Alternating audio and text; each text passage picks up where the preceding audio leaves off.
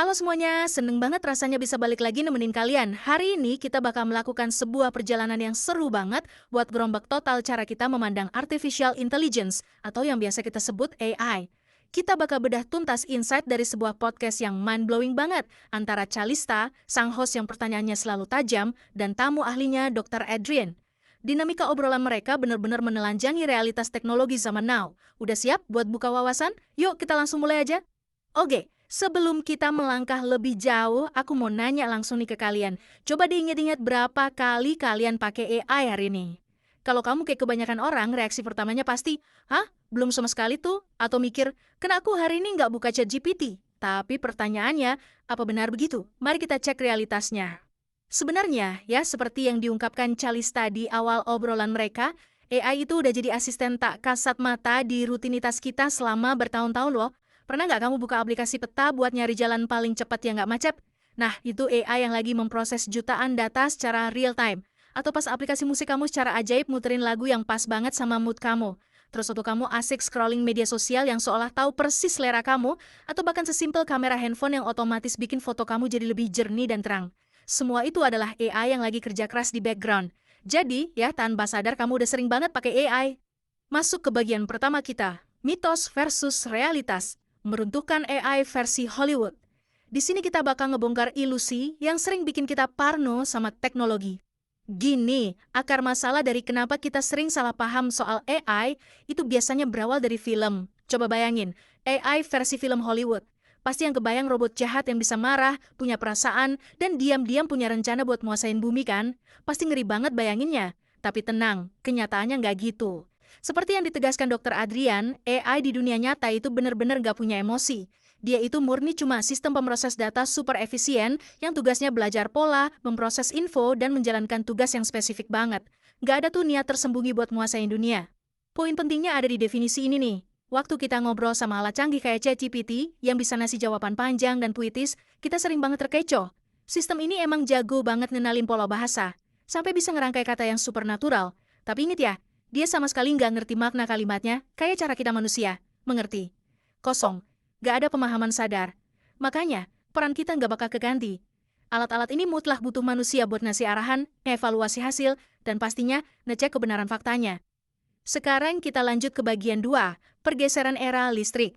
Kalau AI bukan barang baru, kenapa tiba-tiba viral dan ada di mana-mana? Kita bahas yuk.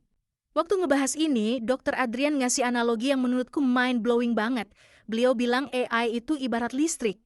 Listrik kan udah ada sejak lama ya, tapi pas lampu bola mulai dipasang massal di rumah-rumah, barulah orang awam benar-benar kerasa dampaknya. Nah, AI saat ini tuh lagi ada di fase pemasangan bohlam tersebut. Jadi yang berubah akhir-akhir ini bukan penemuan AI-nya itu sendiri, tapi aksesnya yang sekarang udah terbuka lebar buat siapa aja. Kemudahan akses ini nih yang jadi kuncinya. Dulu, AI itu cuma kerja diam-diam di komputer perusahaan raksasa atau di lab science yang super canggih. Sekarang, teknologinya udah loncat langsung ke genggaman tangan kita semua. Siapapun yang punya smartphone sekarang bisa langsung ngetik, nanya, dan ngobrol tiap hari sama asisten digital. AI benar-benar udah keluar dari bayang-bayang dan nongkrong santai di ruang tamu kita. Bagian 3, kekuatan sebuah perintah atau prompting. Kita akan mengalihkan fokus dari teknologinya ke manusianya. Ada satu fakta seru di sini. Rahasia utama buat naklukin era digital sekarang ini adalah satu skill yang kita sebut seni bertanya. Kalian nggak perlu jago nulis kode programming buat nguasain AI. Gini aja, kalau kamu cuma ngasih perintah santai kayak, tolong buatkan sesuatu, si AI pasti bakal kebingungan dan ujung-ujungnya ngasih jawaban random yang nggak kepake. Tapi coba deh kasih perintah yang tajam, spesifik, dan ada konteksnya. Misalnya, tolong buatkan rencana pemasaran buat toko roti rumahan yang target pasarnya ibu-ibu muda di kota besar. Wow, hasilnya bakal super detail, berkualitas tinggi, dan langsung siap dieksekusi. Fakta ini sekaligus mematahkan mitos paling populer yang bilang kalau AI bikin kita jadi malas mikir. Justru kebalikannya guys. Kalau kamu mau dapat hasil yang brilian dari sebuah AI, kamu dipaksa buat mikir jauh lebih sistematis, logis, dan terstruktur. Mesin itu nggak akan repot-repot nyariin ide brilian dari nol buat kamu. Malahan dia maksa kamu buat jadi komunikator yang jauh lebih tajam untuk ide-ide kamu sendiri. Masuk ke bagian keempat, mengambil alih kemudi. Beralih dari konsumen pasif menjadi kreator aktif. Di ujung sesi ini, mari kita fokus ke kalian semua yang lagi dengerin. Kita kunci bahasan ini pakai filosofi dari Dr. Adrian yang super keren. Beliau bilang, AI emang ngebantu ngebawa ide kita jadi nyata dengan jauh lebih cepat. Ibaratnya, kamu dikasih mobil super sport, super kencang yang bisa motong waktu perjalanan secara drastis. Tapi ingat, kemana mobil itu mau pergi, tujuan akhirnya ya tetap ditentukan sama kamu sebagai supirnya. Ini melegakan banget kan? Artinya, kamu tetap pegang kendali penuh, kamu yang nentuin ke arah mana hidup dan karir kamu melangkah. Jadi saran aku, gak usah nunggu sampai ngerasa siap. Di dunia teknologi, nggak ada orang yang benar-benar siap 100% kok. Yang paling penting itu mulai eksperimen hari ini juga. Jadikan AI sebagai partner diskusi buat nyari ide seger, atau suruh dia bantu rapiin draft email yang bikin pusing, bikin jadwal harian biar nggak keteteran, ngerangkum artikel panjang, atau bahkan sekedar buat partner latihan bahasa asing.